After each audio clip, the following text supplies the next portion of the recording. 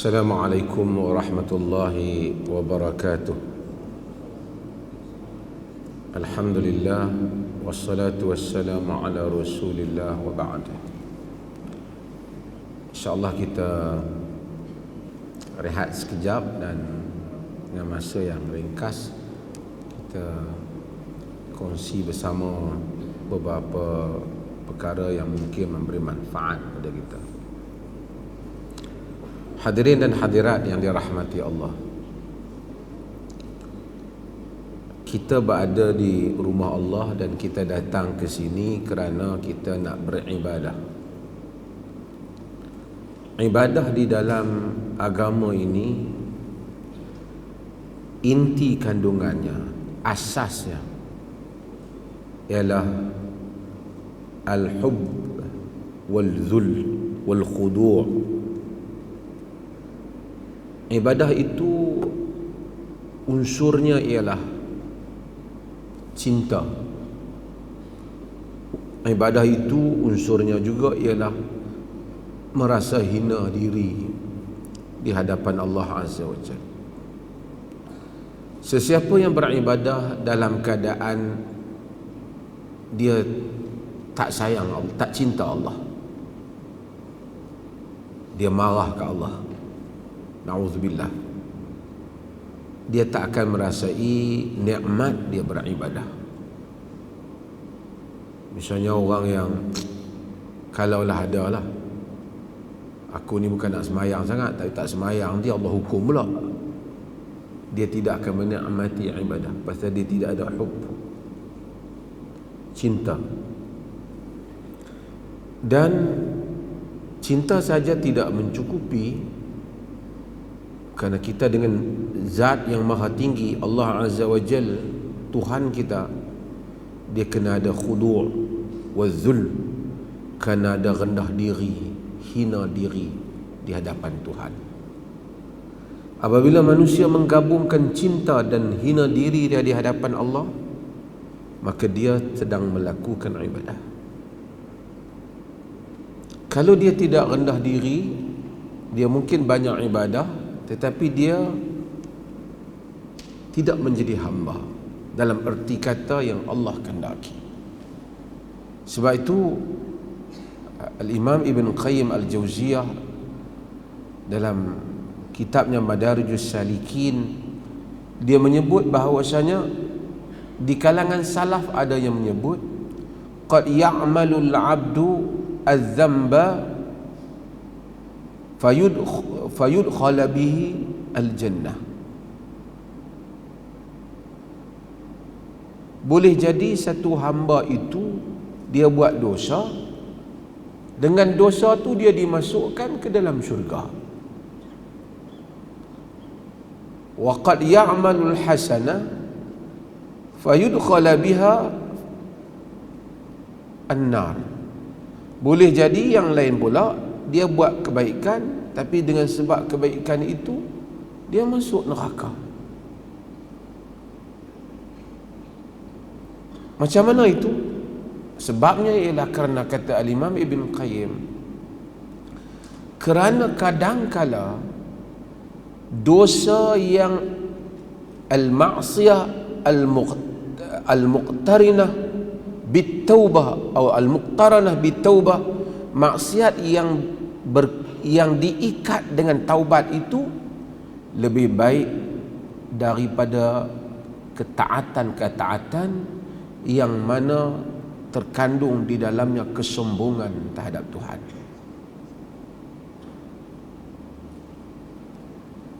Bila kita faham ini, kita akan faham apa yang Nabi SAW sebut di dalam hadis yang diriwayatkan oleh Imam Muslim dan selainnya. Baginda SAW menyatakan, "Wallazi nafsi biyadihi law lam tuznibu la dhahabakumullah wa la jaa biqaumin yuznibun fayastaghfiruna Allah fayaghfirullahu lahum." Nabi kata, kalaulah kamu tak buat dosa, lau lam tuznibu la dhahaballahu bikum, Allah akan hilangkan kamu. Wala jaa biqaumin, dan Allah akan bawa dengan satu kaum yuznibun, yang mana mereka akan buat dosa. Fayastaghfirun Allah, kemudian mereka akan minta ampun ke Allah. Fayaghfirullahu lahum, kemudian Allah akan ampun mereka. Kata Nabi, kalau kamu tak buat dosa, Allah buang kamu. Siapa pula? Tak buat dosa lah kau. Takkan kita nak buat dosa? Sebabnya ialah, kalau kamu ni menjadi makhluk yang tak buat dosa, sehingga kamu sombong dengan dosa, kamu rasa kamu perfect. Aku bukan ada duk buat dosa apa, hampa yang duk buat dosa. Ibadah yang diikat, ibadah yang berkait dengan sombong, Tuhan tak mau. Tuhan kata lebih baik orang yang buat dosa kemudian rasa hina diri pada Allah, kemudian minta ampun pada Allah. Maka maksud salafus salih itu ialah, kalaulah kerana satu dosa itulah, kadang-kadang kerana satu dosa manusia itu dia rasa menyesal, fikir dosa dia, maka timbul rendah diri dia, hina diri dia, bersalah dia di depan Tuhan. Ingat dia akan dosa itu sentiasa dalam diri dia, lalu dia beristighfar, dia minta ampun pada Allah. Allah masukkan dia dalam syurga disebabkan hal itu. Dengan itu kita faham hadis seperti cerita pelacur, hadis yang diriwayatkan oleh Imam Al-Bukhari dan selainnya, pelacur yang diampunkan oleh Allah kerana bagi minum anjing. Logiknya, bagi minum anjing apa sangat, lebih baik bagi pisang kat orang masjid. Orang masjid main masjid, bagi makan tentu masuk syurga, dibandingkan pelacur yang bagi pada anjing. Tetapi seperti mana kata Al-Imam Ibn Qayyim, perbuatan itu dibuat dalam keadaan merendah diri, hina diri di hadapan Allah, rasa bersalah di hadapan Allah, itu lebih Allah sayang daripada seorang yang salat tapi rasa sombong di depan Tuhan. Maka kadang-kala ahli maksiat masuk syurga sebab apabila dia kenang diri dia yang penuh dengan dosa. Bukan maksiat itu yang memasukkan dia dalam syurga, tapi taubat dia. Bila dia kenang dia berdosa, dia rendah diri, dia taubat ke Allah, dia rasa bersalah, Allah ampunkan dia. Dan mungkin ahli ibadah tapi sombong, dia rasa dia tak salah, dia rasa dia tak berdosa, dia baluti perasaan dia dengan sombong. Aku bukan ahli maksiat, hampa ahli maksiat, aku bukan dok buat dosa. Nabi kata, man qala halakan nas fahuwa ahlakuhum. Siapa yang kata binasa orang lain, dia dahulu yang binasa. Sebab itu ini adalah titik yang paling penting bagi orang yang berdakwah, bagi orang yang beribadah. Bukan soal pergerakan seorang itu ibadah di masjid ataupun bersendirian, tapi soal merasai rendah diri dia di hadapan Tuhan, bahwasanya sentiasa merasakan dia memerlukan Allah dan dia bersalah di hadapan Allah. Allah paling gembira dengan orang taubat. Allah gembira dengan orang taubat.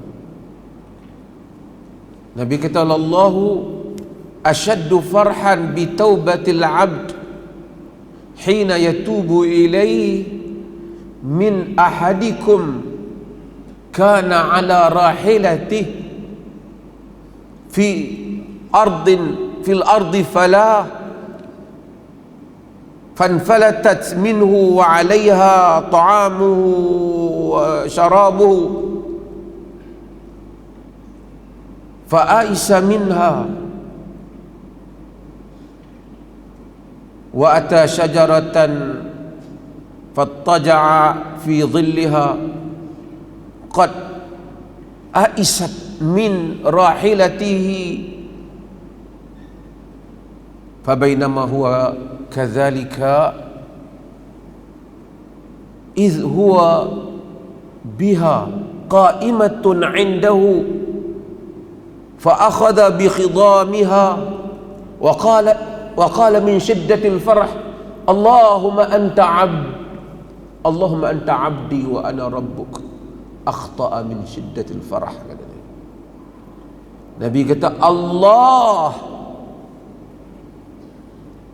suka kepada taubat hambanya lebih daripada ketika mana dia bertaubat, lebih daripada seseorang kamu yang berada di atas kenderaannya, kudanya ataupun untanya, yang duduk di bi'ardin falah, yang berada di bumi lapang.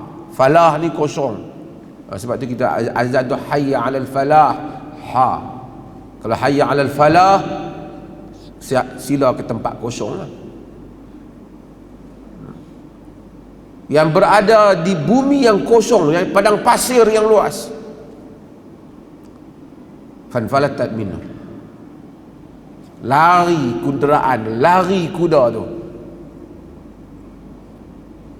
Wa 'alaiha ta'amuhu wa syarabuhu, di atas kenderaan tu lah makanan minuman dia. Tuan-tuan siapa yang pernah pergi negeri Arab yang lalu padang pasir, dia tahu padang pasir ni kalau kita jatuh di tengah padang pasir, orang tahu kita tengah padang pasir, tak ada kenderaan, mati lah. Dia bukan kau berjalan kaki 2 kilometer jumpa dah. Sesayup mata ratus kilometer, berpuluh kilometer, tak tahu arah dia. Dia kata haiwan dia tu pergi, dia pun kecewa, putus asa. Dia pergi tengok ada satu pokok, dia pergi tidur bawah pokok tu, bersandar baring bawah pokok tu. Qad aisa min rahilatihi, dia pun dah putus asa dah, tak ada lah aku ni, tunggu masa nak mati, makan tak ada, minum tak ada. Nabi kata fabainama huwa kadzalik, dalam keadaan begitu, fa idza huwa biha, tiba-tiba binatang tu datang balik, qa'imatun 'indahu, duduk di sisi dia, duduk tepi dia. Dia tengok kuda dia mari, fa akhadha bi khidamiha, dia pergi pegang tali kuda tu. Wa qala min shiddatil farah, kemudian dia pun kata kerana gembira, Allahumma anta 'abdi wa ana rabbuk, ya Allah, engkaulah hambaku dan akulah Tuhanmu. Nabi kata akhta'a min shiddatil farah, silap cakap kerana seronok sangat. Sebab tu hadis ni diambil manfaat oleh para ulama dalam akidah, menyatakan kalau tersilap cakap dalam akidah ni, tersilap tak menjadi kufur. Tapi terlalu gembira sampai boleh silap, ya Allah, engkaulah hambaku, akulah Tuhanmu. Bukan dia nak kata macam tu, tetapi kerana terlalu gembira. Nabi kata, tuan-tuan mungkin tak pernah tengok keadaan orang yang kadang nak dijatuhkan hukuman mati. Di Saudi pun kadang-kadang bawa pi nak dihukum mati, nak dihukum pancung, tiba-tiba sampai di situ wali darah kata, tak apalah, kami maaf. Allah tak sangka sama lah juga satu orang dalam satu masalah yang besar, tiba-tiba orang kata tak selesai. Saya baru ni ada orang pihak penjara ziarah saya, dia cerita ada orang yang dijatuhkan hukuman penjara seumur hidup, Kerana satu, dia bertugas, dia pukul satu orang, mati orang tu, jatuh hukuman. Saya pergi penjara tu masa melawat hak pertama tu, dia ada lagi. Lepas pada tu, cara balik macam mana? Lepas. Dah 6 tahun dah duduk dalam tu. Tapi tak sangka punya gembira. Kerana terlalu gembira, orang boleh silap cakap. Nabi kata Allah lebih gembira dengan hamba yang bertaubat tu, lebih daripada tu. Padahal kita ni gembira sebab ada manfaat. Tuhan kalau kita tak bertaubat pun, Tuhan bukan rugi pun. Ghaniyun hamid, maha kaya lagi maha terpuji.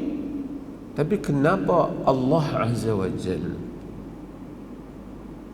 suka kita bertaubat? Sebab dia penyayang, dia pengasih, dia tak mau hukum kita. Petang tadi One Center ni buat dengan mu'alaf. Ada yang baru masuk Islam 5 tahun, 2 tahun. Orang-orang yang macam tu kadang-kadang dari satu sudut lambat dia masuk Islam, tapi satu sudut Allah sayang kat dia pada saat itu lebih daripada yang lain. Demikianlah ahli maksiat. Sebab itu bila kita tengok orang buat maksiat, kita kata maksiat tu salah, tapi kita tak hukum dia ahli neraka ke syurga. Maksiat membawa ke dalam neraka, betul. Fulan masuk neraka ke tak? Bukan urusan kita. Dia tak mati lagi, kita tak tahu. Mari-mari setahun, mari sebulan, dia taubat, mungkin jadi lebih baik daripada kita. Sebab itu, balik pada tajuk kita, setiap kali ibadah kita mencari makna ibadah. Kita bangun tengah malam, kita baca Quran ke, kita akan hilang lazat ibadah ini atau nikmat ibadah ini apabila tidak mendalamnya rasa cinta dan tak mendalamnya rasa rendah diri kita pada Allah. Sebab itu bila kita mari masjid pun kita rendah diri. Nak masuk masjid pun kita tahu bukan dengan kita. Kita tak masuk syurga dengan ibadat kita. Kita masuk syurga dengan rahmat Allah. Cuma rahmat Allah itu, aina rahmatullah? Ditanya pada Salamah bin Dinar, kata, dia jawab Quran, wa rahmatullahi qaribun minal muhsinin. Rahmat Allah itu dekat dengan orang-orang yang berbuat baik. Tapi semua dengan rahmat Allah. Nak masuk tadi kita sebut Allah maftahli abwaaba rahmati. Ya Allah, tolong buka untukku pintu-pintu rahmat-Mu. Marilah pada bulan Ramadan ini, ada beberapa hari lagi, kita mendalamkan dalam diri kita masing-masing makna rasa rendah diri dengan Allah masa kita solat, rendah diri pada Allah masa kita sedekah. Terutama orang yang bersedekah, macam mana dia nak sedekah dalam keadaan dia menginsafi, Allah, aku bagi macam mana pun, ya Allah dah bagi kat aku ni banyak dah. Dengan orang yang bagi kadang-kadang, kalau aku tak bagi, tak ada. Sebab tu kadang-kadang RM10 yang diberi dengan rasa rendah diri pada Allah lebih baik daripada 10,000 yang diberi dengan rasa sombong kepada Tuhan. Mudah-mudahan Allah Subhanahu wa ta'ala memberikan makna ni pada kita. Saya cakap pandai lah, tapi belum tentu dapat buat hal itu. Kerana hal ini hanya Allah yang tahu. Mana hamba dia yang cinta pada dia, mana hamba dia yang dalam diri dia merendah diri dia pada Tuhan. Kadang-kadang orang kita tengok jalan tunduk rendah diri, tapi dalam diri dia sombong. Tapi kadang-kadang orang kita tengok jalan biasa, tapi dia rendah diri dengan Tuhan. Di depan Tuhan dia ibadat minta ampun dia pada Tuhan. Rasa bersalah dia sentiasa dengan Tuhan di atas rezeki yang Allah bagi, di atas kesihatan yang Allah kurniakan, di atas dosa yang dia lakukan. Mudah-mudahan Allah merahmati kita semua. Wassallallahu ala nabiyina Muhammad walhamdulillahirabbil alamin.